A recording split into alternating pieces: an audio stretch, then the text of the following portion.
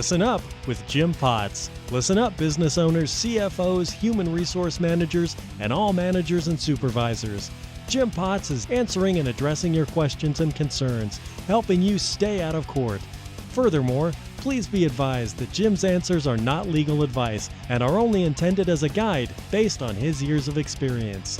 The phone lines are open. 1-855-4-J-POTS. That's 1-855-457-6887. You can also email us at listenup@jameswilliampottsllc.com. Ready to listen up?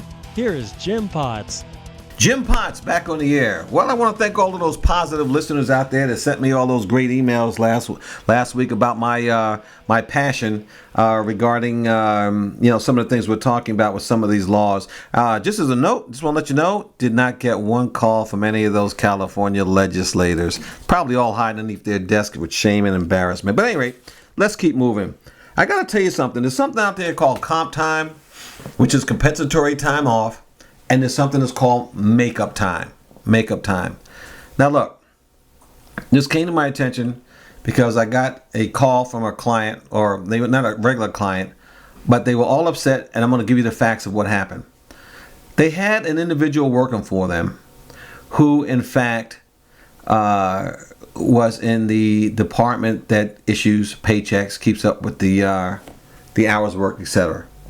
Now, what happened was, the owner of the company had an agreement with one of the employees whereby this individual employee was going to work one extra day on Monday because the individual had an appointment the next day and was going to be an hour late. So they had this agreement. Payroll rolls around, and the person in charge of payroll wanted to pay the guy on that Monday an extra hours of pay with overtime, because on that Monday he worked 9 hours, and under California law, you work an extra hour, you get time and a half. All right? Simple facts. Now, the owner goes to the person that's doing the payroll and says, no. We had an agreement that this person was in fact going to work an extra hour on that Monday, and was going to so on the following day, the person was going to leave early, or come in late rather, by that same 1 hour, and therefore make up the time.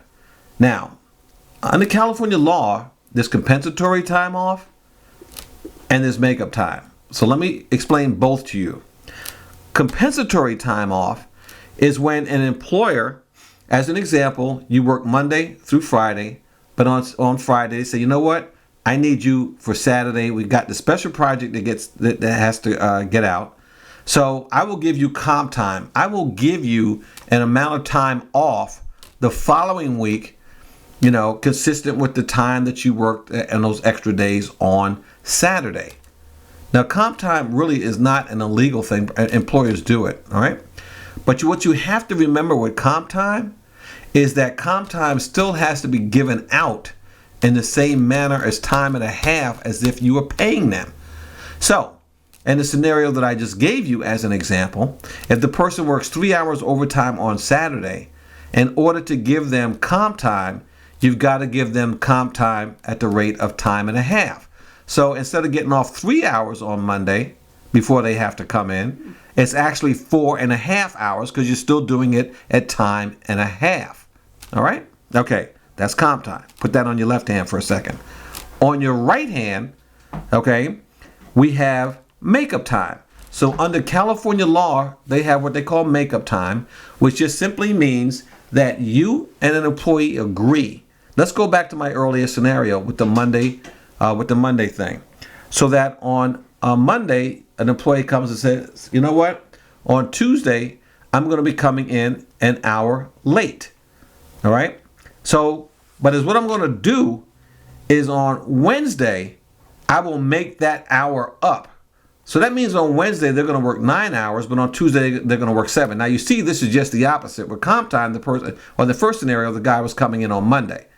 This one, working the extra time on Monday. With this one, the guy is working on Wednesday to make up the time that he missed on Tuesday. All right. In order to have makeup time, it's got to be in writing, and it's got to be signed by the person requesting it, and it has to be signed by the supervisor, and the time has to be, normally it's made up within the same week. All right. Now, there is a little leeway there where they say it can be made up by the end of the close of business of the following week, or they say within 7 days, whatever the case may be. So there's your scenario. It involves Tuesday, coming in an hour late. The scenario is either Monday, you work an extra hour, or you do a makeup time on Wednesday. Here's what happened in this case now. In this situation, the employee has a conversation with the owner. He's going to work an hour extra on that Monday.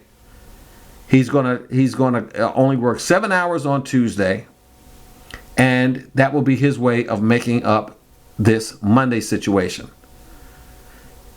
He gets into an argument, the owner gets into an argument with the person that's doing the payroll, because that individual is trying to tell the owner that this is illegal.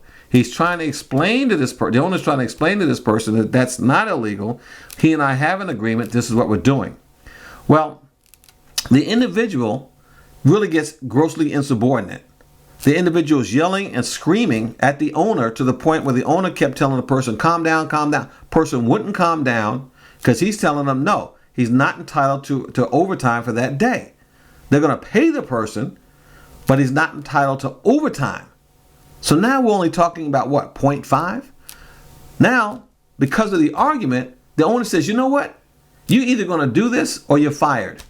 She refused to do it. He fires her for insubordination. She goes to the labor board and files a retaliation claim. A retaliation claim. Now, here's what's going on. The labor board now has all the facts. The labor board is making a determination that the employer is wrong, and that the reason the employer is wrong is because of the fact that when he did the hour in advance, it was comp time, not makeup time, because makeup time can only be done after the fact. So go back to my scenario, Monday, Tuesday, Wednesday. In the makeup time, if he had done it on Wednesday and made up the time that he missed on Tuesday, they would have been good to go. But because of the fact that they did it on Monday in advance of the time off, it's considered comp time, and comp time has to be done at the rate of time and a half. So now as a result of that, this employer is looking at probably $20,000, and the person who actually wanted the time off is not even in the middle of this. It's the person that was trying to tell the employer that they were wrong and got into this heated exchange. And listen, let me tell you something. Even if an employee is wrong, let's say the individual bookkeeper was wrong and misquoted the law, but the person gets fired behind it, they are still protected under California law, even though they were wrong about the position that they were taking. So the employer's in a situation now behind 1 hour of paying this person $20,000 because of the fact that there's a couple of statutes where $10,000 of that has to be paid to the state. And what did the state have to do with it at $10,000? And a $10,000 fine that goes directly to the employee. So you are talking about $20,000. Now look, arguably that doesn't even come up to what her damages might be, because she was out there looking for a job and may or may not found one. So she's got additional damages for the time off when she was not able to find a job. All behind 1 hour on a Monday versus a Wednesday. Here we go again. Don't want to get, emotional, but I'm just telling you, this is how these laws are. Employers, you got to understand what the laws are out there and how they work. This stuff does get to be very, very technical. So you got to make sure you're on top of your game plan. Get somebody, it doesn't matter whether it's an attorney, HR consultant, somebody that can give you some advice. If that client had called us, well, again, it wasn't a client, but if that person had called us, I would have told them, do not fire her over this issue. Because I understand that even if she's wrong in what she's saying, you fire her, they're going to perceive this as retaliation. And that's exactly what the state representative is doing. perceiving this as retaliation. So now the employer's in a situation where they have to turn around and negotiate some type of settlement, because if they don't do that and the state renders a decision, they're looking at those $10,000 fines that I was talking about. Now, in all honesty, this woman has been out of work for quite some time. We're talking thousands of dollars as well. So look, be careful about comp time versus makeup time. Those are the guidelines. Hey, I got an email, to finish up this session. Got an email from a woman that says, I'm the 8th HR manager that this company has had in 2 years. And she says, look, I'm actually an HR professional, but I'm in a scenario I never experienced. And she's going to have a meeting shortly, and she doesn't, with upper management, she doesn't know what to do. And apparently she works currently through a temporary agency on a 16-week contract. She's halfway through the contract. And apparently she's working at a family-owned business, and the owner and his wife are the two top individuals. And then under them is their son and daughter. The daughter-in-law, I guess, is the other top person in the organization. And she's the 8th HR person in 2 years. She did not know this prior to her start. And she says her supervisor is a bully. And when she's attempted to discuss how she might help, the two communicate better, the conversations have not gone well. She wants to know, what should I do? Well, let's see. You are the 8th HR person in 2 years. You're through a temporary agency. I would wonder if the temporary agency actually knew about this and failed to divulge this to you. That's what I would check on. Because if this company is using this temp agency, they may, in fact, know that there were 7 people before you. And I would go back to them and check with them.